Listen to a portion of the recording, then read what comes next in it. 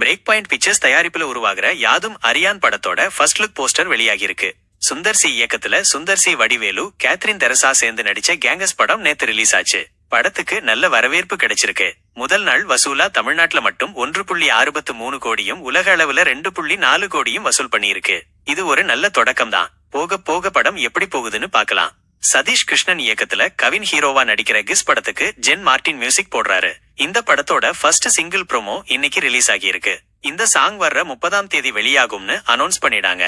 AK நடிச்ச good bad ugly படம் தமிழ்நாட்டுல மட்டும் 172 கோடி வசூல் செஞ்சிருக்கிறதா அனௌன்ஸ் பண்ணிடாங்க.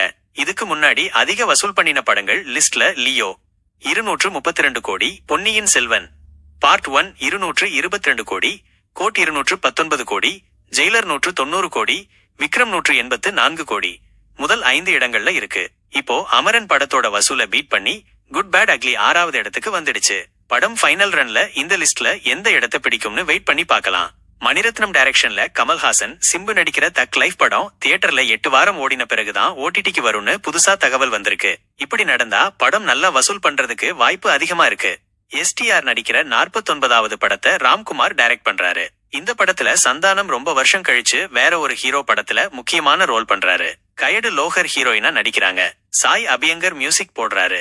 இது ஒரு காலேஜ் கேங்ஸ்டர் கதையா உருவாகிட்டு வருது. என்டிஆர் நீல் கூட்டணியில உருவாகிற டிராகன் படத்துல ருக்மணி வசந்த் ஹீரோயினா நடிக்க போறாங்க.